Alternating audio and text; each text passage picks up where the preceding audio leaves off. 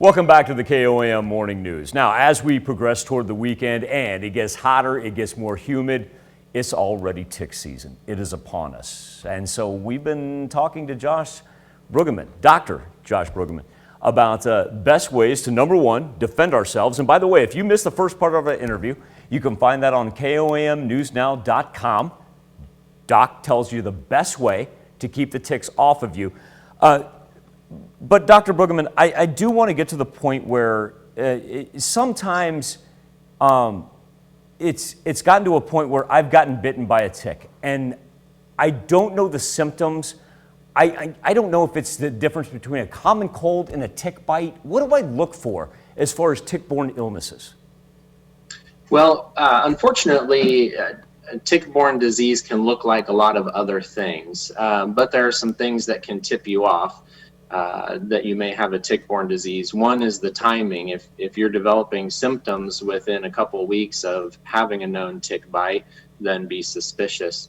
In general, the symptoms of tick-borne diseases, which include Lyme disease, ehrlichiosis, and Rocky Mountain spotted fever, and a few other more rare diseases, they'll look like flu symptoms. So fever, body ache, headache, sore throat, maybe some upset stomach and diarrhea.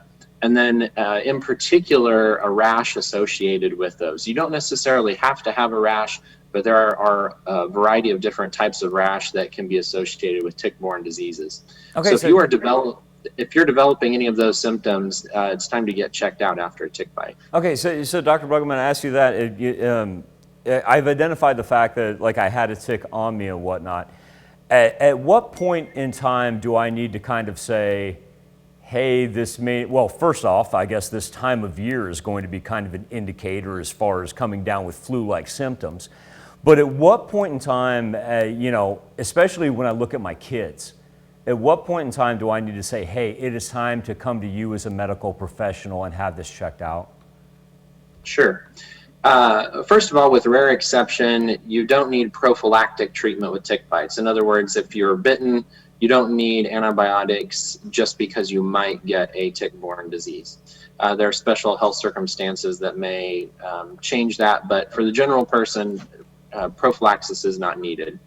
But as soon as you suspect that you are having a tick-borne disease, you should be seen immediately and get the opinion of a healthcare expert. So come to an urgent care clinic or call your primary care doctor, explain your symptoms, and ask if you should be treated. It is important to be treated promptly because there are some serious consequences that can occur with tick-borne diseases, and sometimes even some chronic symptoms. So it can affect your long-term health. So if I hit this early on, like if I come to you early on, is it one of those early detection is going to be the key? Yes, early detection is key. And for most people, if they start antibiotic therapy promptly, they will have complete resolution and prompt resolution of their symptoms. Doc, I greatly appreciate your time. I know you're a busy man. As a matter of fact, we just caught up with Dr. Brueggemann here because he was coming off a COVID-19 educational Zoom. And so he is immersed in everything right now. Dr. Josh Brueggemann, I want to thank you for your time. I want to thank you for keeping us updated on tick season. And mainly, thank you for keeping the 4 states healthy. Dr. Brueggemann, an emergency room doctor there at Via Christi. Hey, Michael, I'm going to add one other thing. Yeah, absolutely. And you can decide if you want to plug it in there or not. So when you remove a tick, it is common to have a localized reaction. So you'll have a little area of redness, maybe some small swelling and itching, similar to a mosquito bite.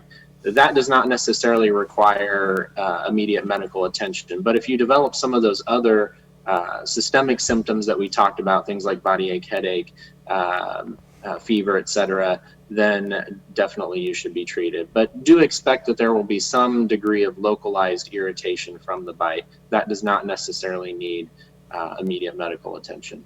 And that, my audience, is why we bring this gentleman on, because he has all the knowledge in the world. Dr. Brueggemann, thank you so much for joining us this morning. Thank you. All right, we'll be back with more KOAM Morning News right after this. When wind